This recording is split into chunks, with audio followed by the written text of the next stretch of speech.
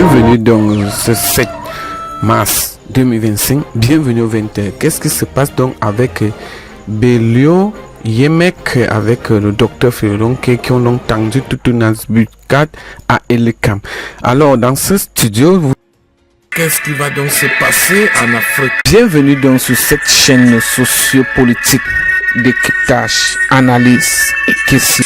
Bienvenue chers abonnés, nous sommes là pour l'agenda des infos. Bienvenue sur cette chaîne de l'un des créateurs de contenu d'Anémie. Chaque jour qu'on dort, qu'on se réveille, il y a donc de nouveaux dossiers. Nous sommes avec vous, madame et monsieur. Rebonsoir à tous et bienvenue pour cette édition. Madame et monsieur, nous commençons dans cette édition spéciale de ce 7 mars 2025. Nous poursuivons donc pour les Flash News. Qu'est-ce qui se passe donc avec Elekam qui a donc été tendu par embuscade avec des hommes politiques comme professeur Baebek, docteur Fulolonke et Angelbert et Sumba. Ce sont donc des hommes forts qui ont donc dépisté donc les magouilles qui se cachent donc entre Elekam pour qu'il n'y ait donc pas la publication des résultats. Bienvenue donc sur cette édition spéciale depuis ce salon de production qui se trouve donc au Burkina Faso. Pour ceux qui me connaissent donc très bien, je suis donc l'un des créateurs des contenus Daniel Nikon. Bienvenue donc sur cette chaîne donc sociopolitique. Nous sommes donc avec des hommes politiques qui vont donc nous décrypter qu'est-ce qui ne donne donc pas avec Elekam et le RDPC. Pourquoi Kam Tomoriste ne peut donc pas ne peut même pas se présenter. Nous l'écoutons si vous le voulez. Il faut que Elekam fasse tout pour empêcher que ce qui va se faire, qui veut se faire. Pour empêcher au MRC de faire ça. Non, pour empêcher que ceux qui ne veulent pas aller aux élections utilisent son fichier pour comme prétexte. On aura bien une préoccupation. Oui. Elekam a disqualifié entre guillemets un peu plus de 100 000 inscrits. Oui. Le même Elekam en tant qu'organe vient encore de réadmettre ses inscrits. Comment vous comprenez cela? Parce que quand vous êtes inscrit à plusieurs endroits, Elekam ne peut vous valider qu'une seule fois. Oui, et comment ça fait pour faire encore 100 000 là? Là, c'est moi maintenant. Non, parce qu'il y en a qui étaient inscrits plusieurs fois et qui avaient même déjà... Est-ce que vous savez que parmi ces inscriptions-là, il y a des gens qui avaient été inscrits et qui avaient même déjà la carte. Quand vous avez déjà une carte électorale, vous n'avez pas besoin de vous réinscrire en période. Non, mais comment on disqualifie 120 000 et on rétablit 100 000 encore? Non, moi je ne veux pas entrer dans le détail. Mais c'est ça que le détail technique, c'est là le recollement, c'est ce que nous recherchons. Parce que nous sommes déjà en train de passer à la phase des commissions de distribution. Ça veut dire que Elekam n'avait pas bien fait son travail. Non, Elekam, je ne suis pas... Pourquoi le NDPC se sent obligé de défendre Elekam? Je ne défends pas Elekam. Mais c'est ce que vous faites. Je défends un processus. Non, Elekam s'il travaille mal, c'est pour tout le monde qui travaille. Exactement.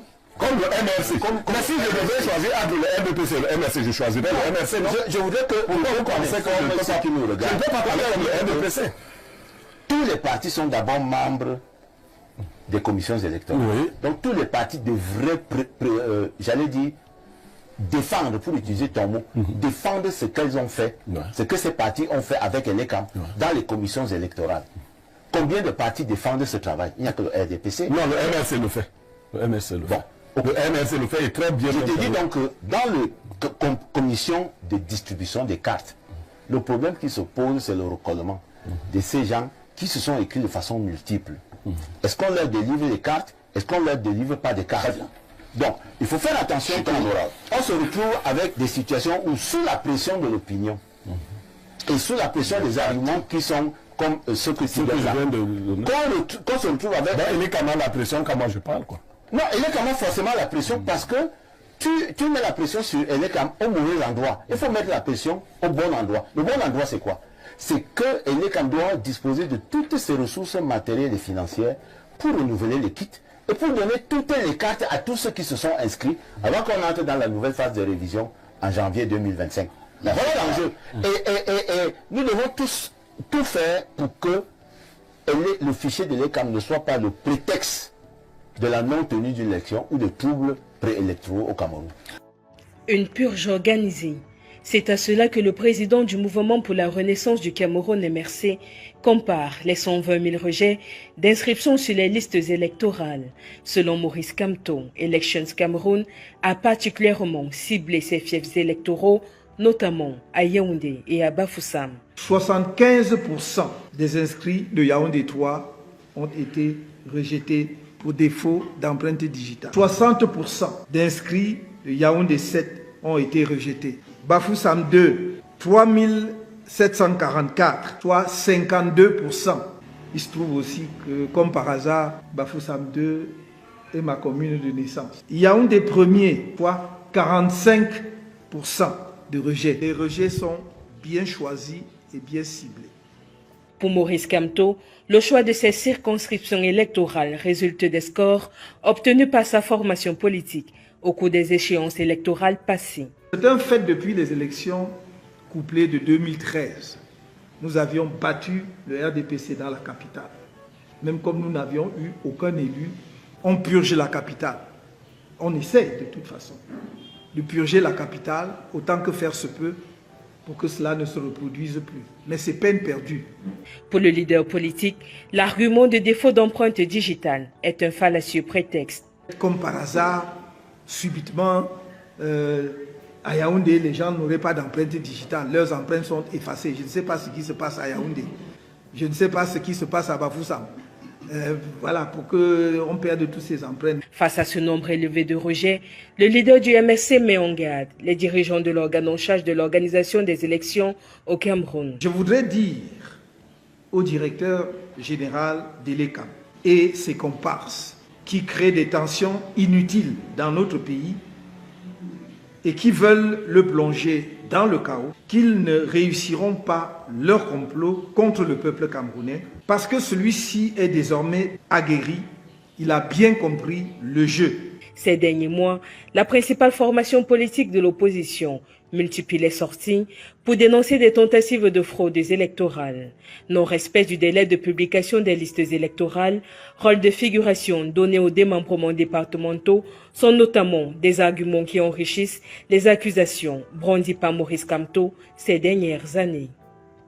Sur cette route qui relie les arrondissements de Fumbo, Massangam et Malantoine, des barricades sont posées depuis 2 jours par des populations en colère à la suite d'une curieuse découverte faite au domicile d'un homme présenté comme cadre du parti au pouvoir dans l'arrondissement de Massangam. Hier matin, je suis entré dans la concession de M. Kosovo. Mais lorsque j'entre derrière une maison qui est située derrière la maison de son papa, j'ai trouvé un kit avec les policiers venus de la région de l'Ouest en train d'établir les cartes nationales d'identité. Ces suspicions seront renforcées, dit-il, par le refus d'établir la carte nationale d'identité d'un jeune qui l'a envoyé à dessein. J'ai envoyé un enfant pour établir la carte, il a été chassé et c'est pour ça qu'il nous a inquiétés et on a barré la route. En plus du poste d'identification suspect, il y avait des agents d'Elections Cameroun pour enrôler les personnes ayant nouvellement obtenu leur carte nationale d'identité. Mais ce qui courrouce ces populations, c'est que ces personnes n'étaient pas connues au sein de leur communauté. Nous avions saisi les cartes des gens qui ne sont même pas de l'arrondissement de Massangam. Le maire de Massangam soupçonne des manœuvres préparatoires à la fraude électorale lors des scrutins qui pointent à l'horizon. Chemin faisant, on s'en rend compte qu'on était en train de préparer les charters. Parce que moi-même dans mon téléphone, j'ai filmé les cartes des charters. Il faut que ceux qui pensent dans leur tête qu'ils peuvent truquer les élections à Massangam, c'est des trompes. Cet agent d'Elections Cameroun nie les accusations, faisant état de ce qu'ils enrôlaient dans un domicile privé. Il y a beaucoup de personnes qui sont venues constater que je n'étais pas dans un domicile, j'étais en face. Face à la colère des populations, le sous-préfet de Massangam a décampé, abandonnant son véhicule. Malgré la sortie du chef traditionnel de la localité, les mécontents sont restés fermes. La population a une condition, qui est une condition souveraine. La population est en train de dire que les matériaux de l'État qui se retrouvent dans un domicile privé doivent être récupérés pour que la voie publique soit libérée. Nous ne sommes pas mieux placés pour aller à l'encontre du peuple. Cette manifestation est le présage d'un processus électoral tendu dans une circonscription où l'UDC et le RDPC sont des partis leaders. Et je le dis et je le répète, les responsables d'Elections Cameroun nous regardent, il ne faut pas jouer avec le feu. Parce que si Elections Cameroun est disqualifié, ce que veut Maurice Kamto précisément, le processus est mis en difficulté. La seule chose que je peux dire aux responsables d'Elections Cameroun, de ne pas jouer avec le feu. Parce que depuis le 31 août, nous avons pris toutes les dispositions pour donner tous les moyens qu'il faut à Elections Cameroun. Ça a même fait l'objet de plusieurs questions orales à l'Assemblée nationale pour que Elections Cameroun dispose de toutes les ressources financières et matérielles qu'il lui faut pour que tous ceux qui sont inscrits disposent de leur carte biométrique. Parce que chaque jour qui passe, la polémique enfle autour des actes manqués ou réalisés par Elections Cameroun. Et c'est très dangereux. Ça veut dire que une certaine façon d'agir d'Elections Cameroun cautionne la stratégie insurrectionnelle que prépare le MRC. Je prends juste un exemple pour sortir. La loi dit que la révision électorale commence le 1er janvier et s'achève le 31 août. Nulle part dans la loi, vous ne voyez une disposition qui demande au directeur général d'Elections Cameroun d'en faire un lancement officiel. Vous savez ce qu'ils ont fait le 6 janvier dernier, en Bankomo. Lancement officiel de la révision des listes électorales. Donc ce n'est pas prévu par la loi. Ce qu'on demande à Elections Cameroun, c'est d'appliquer strictement toute la loi. Pas plus, pas moins. Parce que le MRC... Nous sommes d'accord sur ce point. C'est-à-dire que chaque fois que Elections Cameroun agit mal, il nourrit la marmite insurrectionnelle que le MRC est en train de faire bouillir de façon capiteuse. Moi, je crois que merci. Il faut que les Camerounais aiment ça, et je le dis et je le répète, les responsables d'Elections Cameroun nous regardent, il ne faut pas jouer avec le feu. Parce que si Elections Cameroun est disqualifié, ce que veut Maurice Kamto précisément, le processus est mis en difficulté. Paul Biya a été reconnu et il a assumé qu'il est le meilleur élève de la France, n'est-ce pas? Et son maître politique, Mitterrand, disait dans un de ses livres, Le coup d'État permanent, il avait dit ceci: un dictateur n'a pas de concurrent à sa taille tant que le peuple ne relève pas le défi. Je répète cette phrase: un dictateur n'a pas de concurrent à sa taille tant que le peuple ne relève pas le défi. Le vrai débat, ce n'est pas ces questions juridiques. Le juridisme, c'est ça qui nous tue. Les gars vont tout inventer. Les gens du RDPC, les gens de BIA, ils vont tout inventer pour se maintenir au pouvoir. Tant que le peuple ne relève pas le défi, la dictature va pas se pérenniser. Et c'est ça le gramme. Le gramme, c'est cela. Vous voyez, ils ne s'entendent même pas. Le porte-parole d'Election Cameroun vient de dire qu'il manque de kits. Les téléspectateurs ont suivi, comme moi, qu'il y a un problème, il manque de kits, donc les empreintes là, c'est compliqué à faire. Mais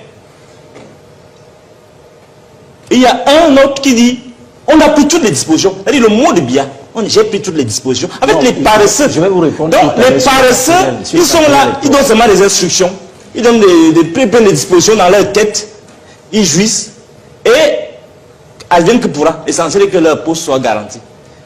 Les téléspectateurs ont vu ici ce spectacle où on dit qu'il manque de kits. Mais que l'honorable dit que toutes les dispositions étaient prises et les camps fait attention. Donc leur rôle c'est ça, mentir et menacer. Et ensuite, pour ce qui concerne les empreintes, c'est un problème qui arrive souvent, et ce n'est pas la première fois. Très souvent, nous avons ces problèmes des personnes qui ont le plan d'empreintes, les cultivateurs à cause du travail de la terre, les handicapés, etc., les personnes qui ont avec le handicap. Donc c'est un point qui arrive souvent. Et cette fois-ci, compte tenu de n'est-ce pas, de la bousculade qu'il y a eu devant nos conditions pour mettre des inscriptions, il a pu avoir ces questions, n'est-ce pas, de personnes qui avaient des questions d'empreinte ou alors dont les empreintes n'ont pas été prises. Mais le problème a été profondément analysé au sein du Conseil électoral et de la direction générale, et tous ces électeurs sont pris en compte et seront dans la liste de décembre 2024. Voilà ce que je peux vous dire, Monsieur le Président. Merci. Bonjour à tout le monde. Je suis Jean-Marie Anaba, journaliste, chef service politique à la radio ALFM.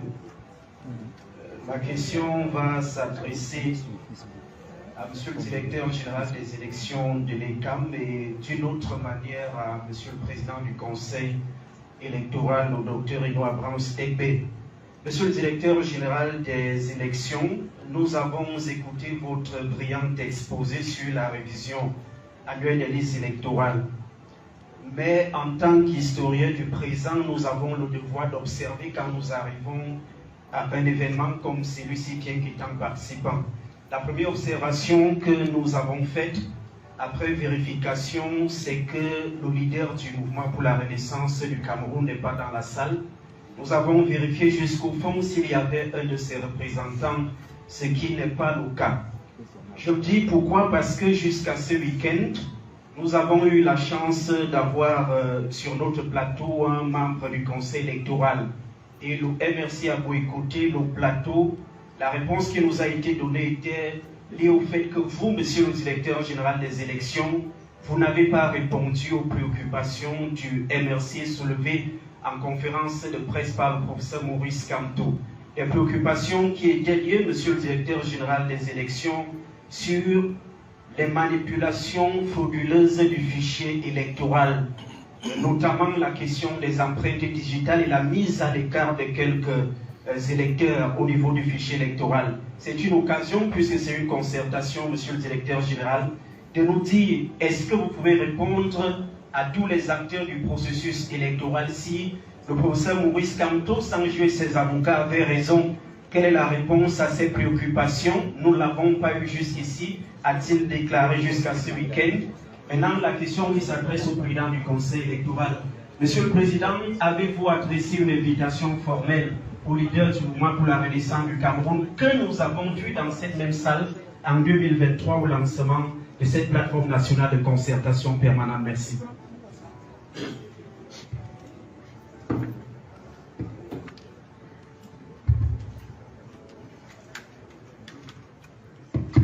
Merci. Nous allons commencer par quelques réponses. Pour le BIC, il a parlé des bureaux. Il a parlé que souvent nous ne parlons pas des bureaux de vote.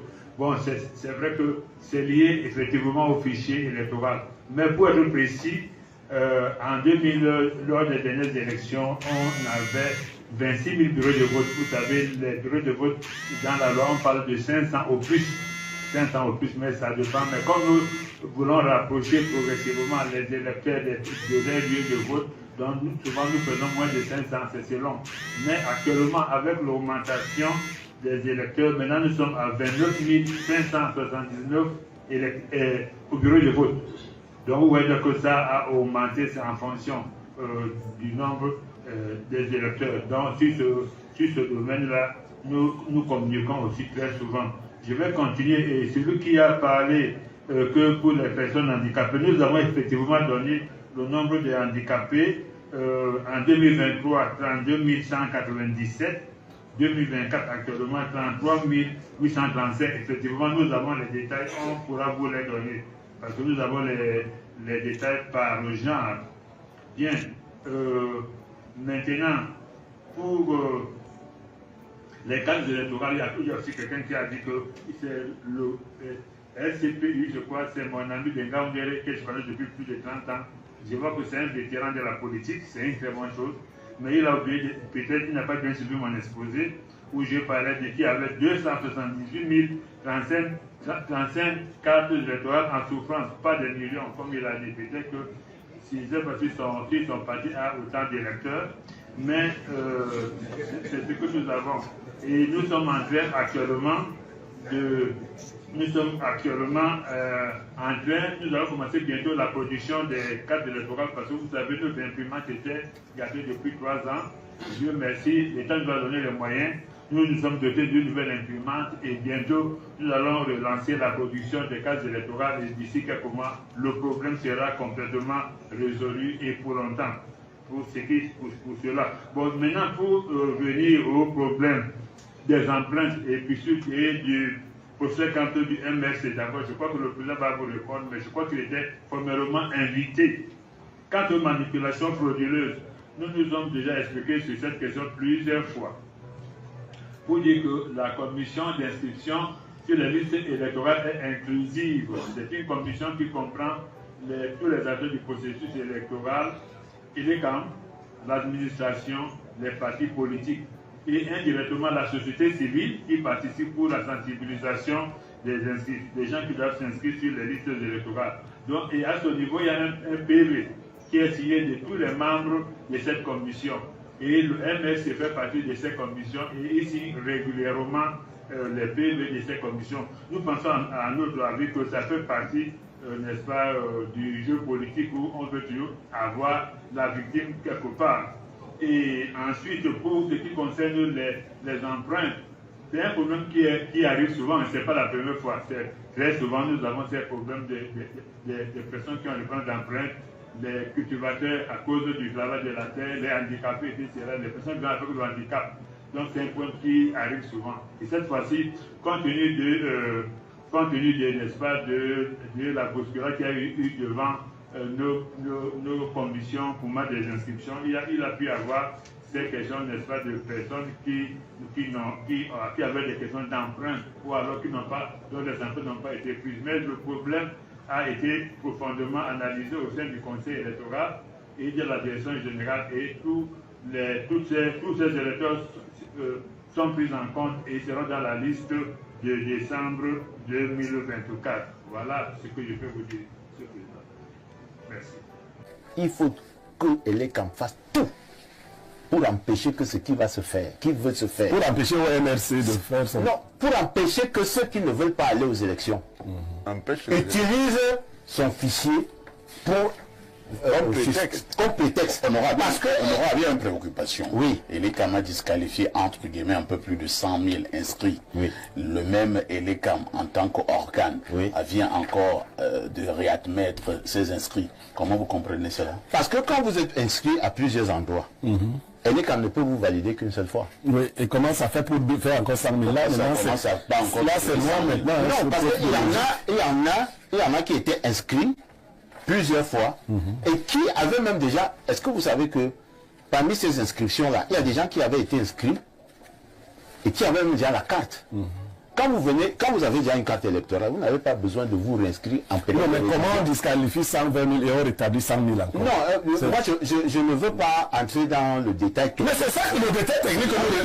C'est là le recollement. C'est ce que nous recherchons. Parce que nous sommes déjà en train de passer à la phase des commissions de distribution. Ça veut dire que l'ECAM n'avait pas bien fait son travail. Non. L'ECAM, je ne suis pas... Pourquoi le NDPC se sent obligé de défendre l'ECAM? Je ne défends pas l'ECAM. Mais c'est ce que vous faites. Je défends un processus.